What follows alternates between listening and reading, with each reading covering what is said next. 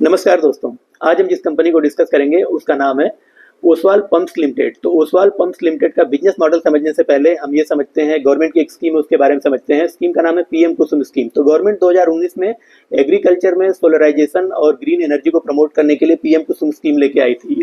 इस स्कीम में क्या होता है कि जो फार्मर है वो जो अपना इरिगेशन है, खेती में इरिगेशन करने के लिए जो पंप्स यूज करता है वो या तो इधर वो बिजली से चलने वाले पंप होते हैं या फिर डीजल से चलने वाले पंप होते हैं। तो इनको रिप्लेस करना होता है उसको सोलर पंप से। तो इस रिप्लेसमेंट में टोटल उसके जो इकोसिस्टम डेवलप करने में सोलर पंप लगाना पड़ता है, सोलर पैनल लगाना पड़ता है, प्लस आपको सोलर मोटर और सोलर स्टार्टर लगाना पड़ता है। तो इसमें काफ़ी खर्च आता है। इस टोटल कॉस्ट का गवर्नमेंट 60 से लेकर 90% तक सब्सिडी दे देती है और बाकी 10 से लेकर 40% तक फार्मर या तो बैंक से लोन लेता है या अपनी जेब से लगाता है। इसके कई बेनिफिट्स हैं। ये पहले तो ये समझ लीजिए कि सब्सिडी डिसाइड कैसे होती है। सब्सिडी अगर आप प्लेन एरिया में फार्मिंग करते हैं तो वहाँ पर आपको 30% स्टेट गवर्नमेंट सब्सिडी देती है और 30% आपको सेंट्रल गवर्नमेंट सब्सिडी, टोटल 60% की सब्सिडी प्लेन एरिया में फार्मिंग करने वाले किसानों को मिलती है। और ऐसे किसान जो पहाड़ी एरिया में फार्मिंग करते हैं उनको 50% तक सब्सिडी देती है स्टेट गवर्नमेंट और 40% तक सब्सिडी देती है सेंट्रल गवर्नमेंट। तो वो हो जाता है 90% सब्सिडी। तो ये एरिया वाइज सब्सिडी 60 to 90% अलग अलग है और बाकी का किसान बैंक या अपने जेब से लगाए। इसके बेनिफिट्स क्या क्या हैं? तो इसके बेनिफिट्स सबसे पहला तो ये है कि किसान का बिजली का बिल जीरो हो जाता है। आगे किसान को कोई बिजली का बिल देना नहीं, सोलर से एनर्जी जनरेट होती है, उससे वो फार्मिंग करता है। दूसरा बेनिफिट ये है कि किसान अगर सरप्लस एनर्जी जनरेट करता है तो वो वापस डिस्कॉम को बेच देता है, डिस्कॉम उनको परचेज कर लेती है। इस पर डिस्कॉम को गवर्नमेंट भी कुछ इंसेंटिव देती है और किसान को भी डिस्कॉम को सेल करके अपना अर्निंग बढ़ाने का एक जरिया बन जाता है। थर्ड बेनिफिट ये है कि ग्रीन एनर्जी प्रमोट होती है। मीन्स डीजल पंप यूज नहीं करने से क्या अपना एटमॉस्फेयर में कार्बन का एमिशन कम हो जाता है। प्लस अगर इलेक्ट्रिसिटी नहीं यूज कर रहे हो आप ग्रिड वाली, तो ग्रिड में जो इलेक्ट्रिसिटी जनरेट करने में कार्बन एमिशन हो रहा है वो भी कम हो जाता है। तो एयर क्लीन होती है और ग्रीन एनर्जी को इसमें काफ़ी पुश मिलता है। ग्रीन एनर्जी की जो स्कीम चली गवर्नमेंट को काफ़ी पुश मिलता है। और चौथा बेनिफिट ये है कि किसानों की जो डिपेंडेंसी बिजली के ऊपर वो खत्म हो जाती है। किसान पहले क्या होता था कि किसान वेट करता था कब इलेक्ट्रिसिटी आएगी तब वो अपनी सिंचाई करेगा खेत में। अब ऐसा नहीं है। अब किसान को कभी भी करना है, दिन में अपना कभी भी फार्मिंग शुरू किया, इरिगेशन चालू कर सकता है सोलर पंप के जरिए। तो ये टोटल बेनिफिट्स हैं और ये टोटल पीएम कुसुम स्कीम की डिटेल है जो मैंने आपको ब्रीफ में बताई है। अब आगे हम डिस्कस करते हैं ओसवाल पंप्स लिमिटेड के बिजनेस मॉडल को। ओसवाल पंप का बिजनेस मॉडल हम डिस्कस करते हैं। तो ओसवाल पंप का बिजनेस बिल्कुल सीधा सा है। ये लोग सबमर्सिबल पंप बनाने के बिजनेस में हैं और 2003 से कंपनी का इनकॉर्पोरेशन हुआ था, तब से ये लोग बना रहे हैं। इनके प्रोडक्ट बास्केट में अगर आप देखेंगे तो ये लोग ग्रिड कनेक्टेड पंप बनाते हैं। ग्रिड कनेक्टेड क्या मीन्स क्या होता है कि ये लोग जो बिजली से डायरेक्ट चलने वाले जो ग्रिड से कनेक्टेड होते हैं मोटर पंप वो बनाते हैं। प्लस ये लोग सोलर पंप भी बनाते हैं जो सोलर से चलते हैं। प्लस ये लोग इलेक्ट्रिक मोटर्स हो गया, इलेक्ट्रिक स्टार्टर हो गया और सोलर पीवी मॉड्यूल्स भी बनाते हैं। मीन्स इनके पास सोलर में पूरा इकोसिस्टम है। आप चाहे सोलर पंप ले लो, सोलर स्टार्टर, सोलर मोटर और सोलर पैनल्स, ये सारा कुछ बनाते हैं। और इनकी मैन्युफैक्चरिंग फैसिलिटी दो हैं, करनाल में दोनों ही प्लांट हैं इनके, जिसमें पहली फैसिलिटी में ये लोग पंप्स और मोटर्स बनाते हैं जो कि one of the India largest single site facility for manufacturing pumps and Motors है। दूसरी फैसिलिटी जो करनाल में, उसमें ये लोग सोलर मॉड्यूल्स बनाते हैं। 570 मेगावाट कैपेसिटी है इसकी। इनका पिछले 4 क्वार्टर्स का रेवेन्यू CAGR देखेंगे 58.3% है।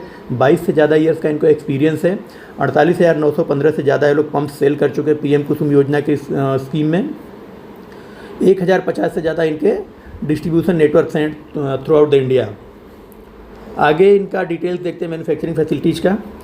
तो इनका जो प्लांट है जहाँ पर ये लोग मैन्युफैक्चर करते हैं पंप्स और इलेक्ट्रिक मोटर्स, वो 2010 में इस्टेब्लिश हुआ था और 41,076 स्क्वायर मीटर में टोटल इनका प्लांट है। प्लस इसको ये लोग और बड़ा बना रहे हैं। 90 करोड़ का वहाँ पर कैपेक्स कर रहे हैं, जिससे प्लांट के साइज़ को और बड़ा बनाएंगे और प्रोडक्शन कैपेसिटी अपनी इन्हेंस करेंगे। दूसरा जो इनका सोलर मॉड्यूल वाला प्लांट है, सोलर मॉड्यूल वाले प्लांट का 2024 में कमेंस हुआ था। 11,000 स्क्वायर मीटर में ये प्लांट इस्टेब्लिश है। इनकी कैपेसिटी सोलर मॉड्यूल वाले प्लांट की 570 मेगावाट की है, जिसको ये लोग बढ़ा के 1500 मेगावाट तक लेके जा रहे हैं और इसमें 153 करोड़ का कैपेक्स ये लोग कर रहे हैं। आगे इनके फाइनेंशियल हाइलाइट्स के बारे में हम डिस्कस करते हैं। तो इनका जो फाइनेंशियल हाइलाइट्स आया था Q4 25 में, इनका Q4 वर्सेस Q4 अगर देखेंगे तो 58.4% का इनका सेल्स ग्रोथ आया है। जिसमें इबिट्टा ग्रोथ इनका 119% है, 119% का, प्रॉफिट बिफोर टैक्स 131% का है और 123% से प्रॉफिट आफ्टर टैक्स इनका बढ़ा हुआ है। मार्जिन अगर देखेंगे तो पैट मार्जिन 17.5% का है और FY25 ईयरली अगर आप ग्रोथ देखते हैं year versus year FY24 versus FY25 तो FY25 में इनका 88% का ग्रोथ आया है सेल्स में, 179% का ग्रोथ आया इनका इबिट्टा में, 183% का ग्रोथ है प्रॉफिट बिफोर टैक्स में और प्रॉफिट आफ्टर टैक्स में 187% का ग्रोथ आया है।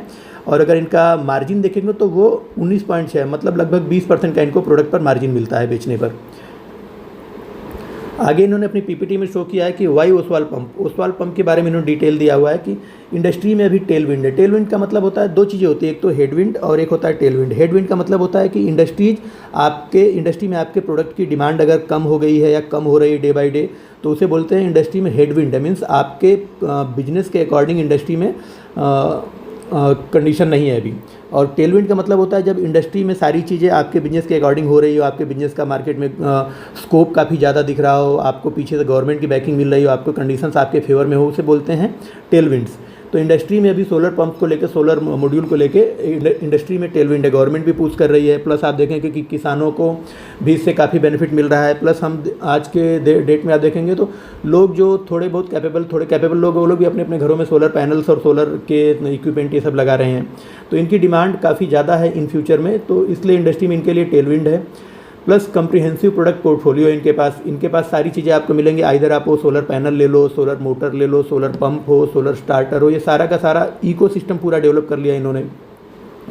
वर्टिकली इंटीग्रेटेड मैन्युफैक्चरिंग कॉम्पिटेंसी है इनके पास, मीन्स कि इनका सारा का सारा प्रोडक्ट चाहे वो स्टार्टर हो, मोटर हो, पंप हो, पैनल हो, सारा का सारा ये लोग वर्टिकली इंटीग्रेटेड करते हैं, खुद अपने इन हाउस बनाते हैं। ये लोग कुछ भी बाहर से आउटसोर्स नहीं करते हैं और इन हाउस बनाने का बेनिफिट ये रहता है कि इनका कॉस्टिंग मिनिमम आता है और इसके बाद इनका डिस्ट्रीब्यूशन अपने नेटवर्क इनका खुद का है, 1000 से ज़्यादा डिस्ट्रीब्यूटर्स हैं तो डिस्ट्रीब्यूट भी ईजिली कर लेते हैं। प्लस इनका कॉस्ट भी कम आता है। प्लस इनका जो है वर्टिकली इंटीग्रेशन होने से इनको किसी और के ऊपर डिपेंड नहीं होना है कि कोई रॉ मटेरियल इनको देगा या कोई इनको मोटर देगा, कोई पंप देगा तो जिसके बाद ये लोग इसको अपने प्लांट में लाके ये लोग असेंबल करेंगे, ऐसा कुछ नहीं। लोग सारा का सारा प्रोडक्ट खुद बनाते हैं और उसकी असेंबलिंग खुद करते हैं, सेल खुद करते हैं और उसका नेटवर्किंग भी इनका खुद का है। इनके पास enhance engineering and design capability, इनके पास एक अच्छे डिज़ाइनर्स की टीम है, जो इंजीनियर्स की टीम है जो इनको प्रोडक्ट में डे टू डे में अपडेट करते रहते हैं, अपडेशन करते रहते हैं। Tapping opportunities under government scheme, PM Kusum Yojana के अंतर्गत ये लोग जितनी पूरे इंडिया में ऑलमोस्ट पीएम कुसुम योजना अभी लागू हो गई है, तो जितना भी अभी किसान है उनको सब्सिडी इसके अंतर्गत मिल रही, तो वो लोग सब के सब इसी योजना का लाभ लेने के लिए इसको टैप कर रहे हैं। इस अपॉर्चुनिटीज़ को सारे प्लेयर टैप कर रहे हैं, उसमें ओसवाल पंप भी अपना मार्केट शेयर बढ़ाने की कोशिश कर रहा है। एक्सटेंसिव डिस्ट्रीब्यूशन नेटवर्क, इनके पास खुद के नेटवर्क हैं, 1050 से ज़्यादा डिस्ट्रीब्यूटर्स हैं इनके पास। Plus strong presence in major agricultural belts of India, आप देखेंगे तो जितना भी मेजर एग्रीकल्चरल बेल्ट है, आइदर वो यूपी हो, एमपी हो, हरियाणा हो, गुजरात हो, साउथ में हो, राजस्थान हो, ये सारे के सारे स्टेट्स में इनका स्ट्रॉन्ग प्रेजेंस है और एक्सपीरियंस मैनेजमेंट है इनके पास। आगे इंडस्ट्री टेलविंड के बारे में इन्होंने डिस्कशन किया है अपनी पीपीटी में। आप देखिए कि जो अभी की डेट में जो हमारे पास टोटल किसान हमारी कंट्री में 144 मिलियन हैं।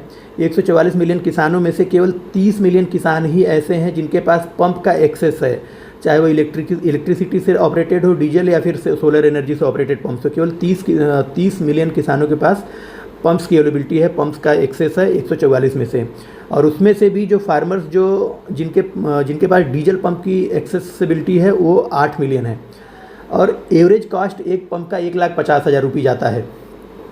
तो अपॉर्चुनिटी केवल जो डीजल पंप का है, डीजल पंप को रिप्लेसमेंट में अगर अपॉर्चुनिटी आप देखेंगे तो 1,20,000 करोड़ का अपॉर्चुनिटी है अभी टोटल अपने एग्रीकल्चरल फील्ड में ही।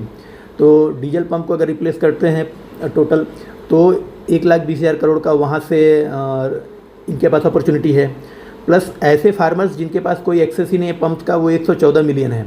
114 मिलियन में से अगर जिनके पास 1 हेक्टेयर है उससे ज़्यादा लैंड है वो 32% है और टोटल मार्जिनल फार्मर जिनके पास ऑलरेडी हैं वो 16% है, परसेंटेज वाइज देखेंगे तो जो अनटैप्ड अपॉर्चुनिटी है, ऐसे अपॉर्चुनिटी जिन किसानों के पास अभी पंप है ही नहीं, उसको अगर देखेंगे तो 2,40,000 करोड़ की अपॉर्चुनिटी अभी इंडिया में अवेलेबल है। और अभी ओसवाल पंप का मार्केट कैप देखेंगे तो 8,500 करोड़ का मार्केट कैप है। मीन्स इनके पास अभी यहाँ से मल्टीपोल्ड होने के लिए बहुत सारी अपॉर्चुनिटीज़ है। नो डाउट बहुत सारे प्लेयर्स हैं, लेकिन इनका ग्रोथ देखेंगे तो ये हाईएस्ट ग्रोइंग कंपनी है पंप, सोलर पंप के सेगमेंट में। इनके कॉम्पिटिटर हैं शक्ति पंप है, रोटो पंप है और किर्लोस्कर हैं, लेकिन इनमें देखेंगे तो जो हाईएस्ट ग्रोथ है वो शक्ति पंप और ओसवाल पंप, दो ही कंपनियां हैं जो सोलर में सबसे ज़्यादा रेट से ग्रो कर रही हैं। और मार्केट शेयर भी देखेंगे तो 32% मार्केट शेयर ओसवाल पंप का है। तो जो ग्रोथ वाइज देखेंगे तो ओसवाल पंप सबसे तेज़ी से ग्रो करने वाली कंपनी है सोलर पंप मैन्युफैक्चरिंग सेगमेंट में। वर्टिकल इंटीग्रेशन के बारे में आगे इन्होंने अपना बताया है कि 2003 में कंपनी स्टैब्लिश हुई थी। फिर 2004 से 2006 के बीच में ये लोग अपना जो सिंगल फेज इलेक्ट्रिक मोटर्स है वो बनाते थे, सेंट्रीफ्यूगल मोनोब्लॉक पंप बनाते थे, सबमर्सिबल पंप बनाते थे, मिनी ब्लॉक पंप बनाते थे। फिर 2007 से 2012 में इन्होंने बैकवर्ड इंटीग्रेशन करना शुरू कर दिया, अपनी स्टैंपिंग यूनिट प्लस अपना इन्वेस्टमेंट कास्टिंग ये सारा कुछ खुद बनाने लगे ये लोग। फिर 2013 से 2016 में इन लोगों ने अपना बैकवर्ड इंटीग्रेशन को और बढ़ाया और अपना plastic moulding plus submersible wires, aluminium die casting और थ्रस्ट बियरिंग डिवीजन भी इन लोगों ने अपना खुद का डेवलप कर लिया। 2017 से 2020 के बीच में इन्होंने अपने सोलर एसी पंप और मोटर्स बनाने शुरू कर दिए खुद के, सोलर डीसी पंप और मोटर्स प्लस सोलर एसी और डीसी कंट्रोलर भी खुद के बनाने शुरू कर दिए। और 2021 से लेके अब तक इन्होंने अपना खुद का सोलर ईपीसी ऑपरेशन शुरू कर दिया। मीन्स इन्होंने खुद के सोलर पैनल और सोलर प्रोडक्ट बनाने शुरू कर दिए। तो पूरा का पूरा सेटअप इन्होंने इकोसिस्टम में डेवलप कर लिया इन हाउस। और आगे मैनेजमेंट का कहना है आगे कि ये लोग आगे भी जितनी ह्यूज अपॉर्चुनिटी मार्केट में है उसको फुल्ली पूरे रूप से उसका यूटिलाइज करने के लिए ये लोग अपने प्लांट की कैपेसिटी बढ़ाते रहेंगे। तो इन्होंने अपने डिस्ट्रीब्यूशन नेटवर्क के बारे में अगली स्लाइड में दिखाया है। इनके पास टोटल सेंट्रल इंडिया में 262 डिस्ट्रीब्यूटर्स हैं, ईस्ट इंडिया में 115, नॉर्थ में 495, ऐसे करके इनके टोटल 1050 डिस्ट्रीब्यूटर्स हैं।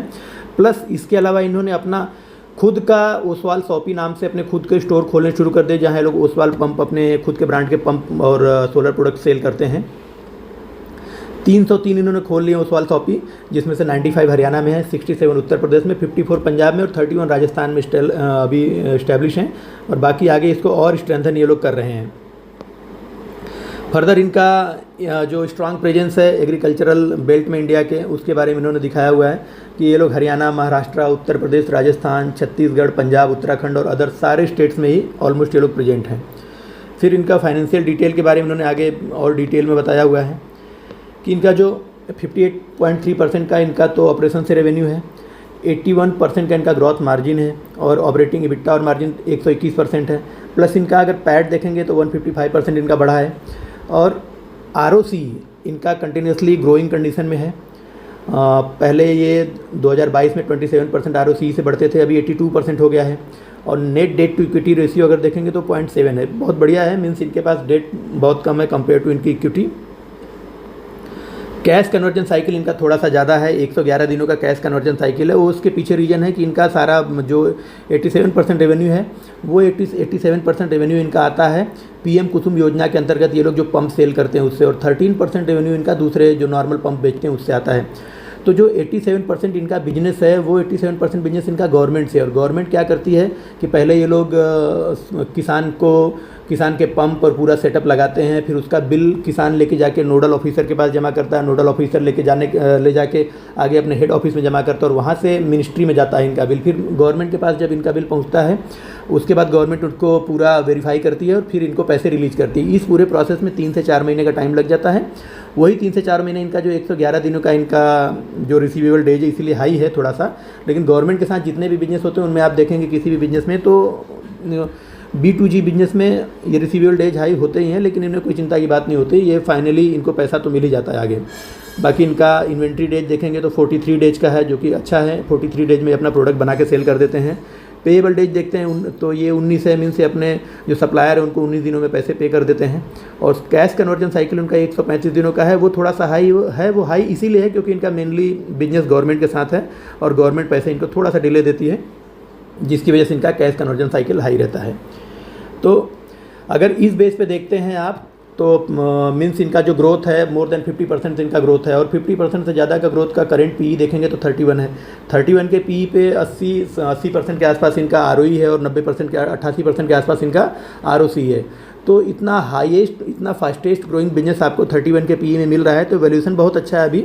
और आगे जो इनके इंडस्ट्री में टेलविंड के अकॉर्डिंग देखेंगे तो यहाँ से भी इनके लिए आगे अपॉर्चुनिटीज़ काफ़ी अच्छी दिखती है। Thank you.